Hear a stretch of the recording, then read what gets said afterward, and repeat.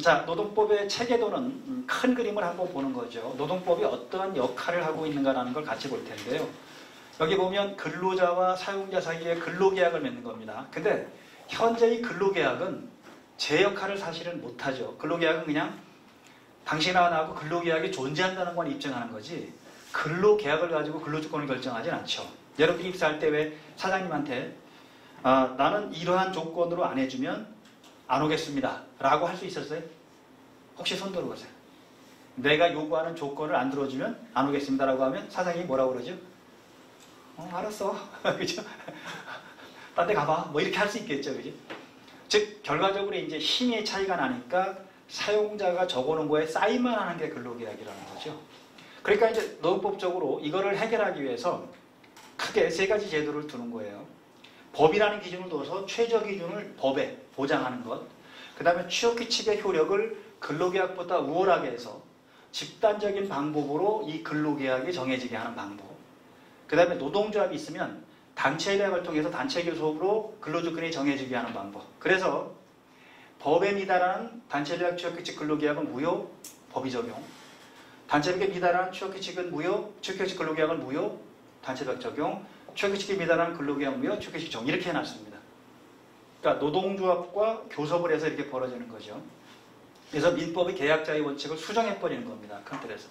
민법은 당사자간에 계약을 하면 그걸로 끝나야 되거든요. 그런데 취업규칙이 오라고 단체협약이 오라고 법이 오랍니다. 이렇게. 약자 보호라는 기본적인 틀을 갖고 있어서 그렇고, 그 다음에 이제 판례가 바뀌면 또 우리가 해석이 바뀌는 거죠. 행정해석이 바뀌면 또 해석이 바뀌는 거고. 그때 우리가 논쟁이 됐던 게 뭐냐면 판례와 행정해석이 다르다 보니까 현장에서는 행정해석, 노동부 행정해석 위주로 집행을 해왔는데 나중에 뭐가 판례가 이걸 뒤집은 거죠. 그러니까 여러분 잘 아는 정기상여금의 통상임금 산입여부 대표적인 예예요. 즉 노동부 행정해석은 정기상여금은 통상임금에 포함되지 않는다. 왜? 통상임금은 매월 지급하는 걸 중심으로 통상임금인데 정기상여금은 매월 지급하지 않는다. 그러니까 통상임금 아니다라고 해석을 해왔거든요. 몇십 년 동안.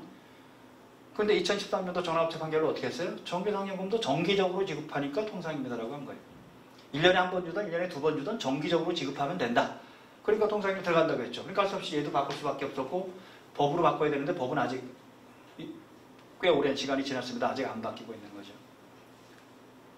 그게 항상 또 최저임금 관련 부분에서 왜 판례는 174시간을 기준으로 최저임금을 하는데 얘는 209시간으로 기준을 하잖아요. 그죠? 그러니까 할 수 없이 뭘 바꿨어요? 법을 바꿔버렸죠. 그러니까 최저임금 관련된 그 시행령에서 그냥 노동부 행정 그동안 쭉 해온 거니까. 그 다음에 또 뭐가 있었죠? 여러분 잘 아시는 왜 휴일날 근로를 하게 되는 경우 노동부는 휴일근로 수당만 지급하면 되고 연장수당 안 줘야 된다고 해석을 했었어요. 오랫동안. 근데 판례가 갑자기 휴일날 근무하는 건 이미 40시간을 넘었기 때문에 연장근로도 해당되기 때문에 중복적으로 지급하는 판결을 내기 시작했어요. 그러니까 할 수 없이 또 어떻게 했죠? 법을 바꿔서 그냥 노동부 해석이 그동안 오랫동안 관행으로 굳어진 거니 그냥 노동부 해석대로 하자라고 해서 법을 바꿨잖아요. 그러니까 판례도 할 수 없이 대법원이 전업체 판결로 법 바꾼 그대로 판결을 내렸죠. 그게 노동부와 판례가 다를 때 벌어질 수 있는 그런 갈등들이 우리가 볼 수 있는 내용들이겠죠.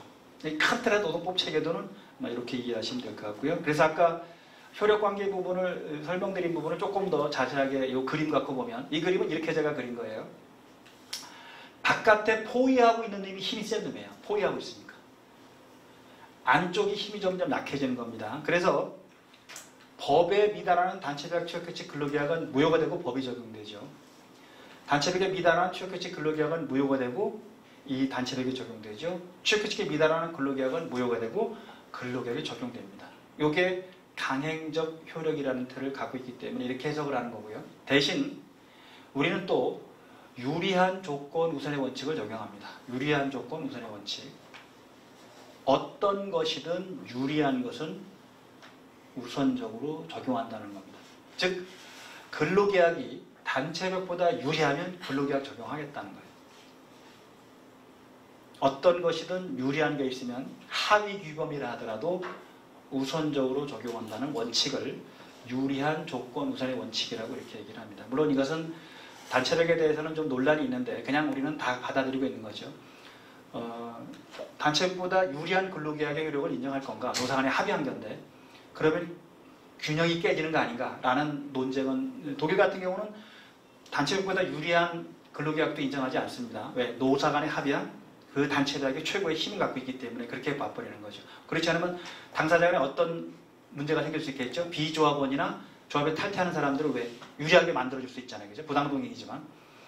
그러니까 독일 같은 경우 인정하지 않는데 우리는 그냥 지금도 이 유리한 조건 우선론책은 그대로 적용됩니다. 단체들에게. 물론 학자들에 따라서는 인정하자, 인정하지 말자라는 논쟁은 있지만 그냥 어떤 것도 유리한 법은 적용한다는 기본 개념을 갖고 있기 때문에 이렇게 법률 효력 관계를 보시기 바랍니다.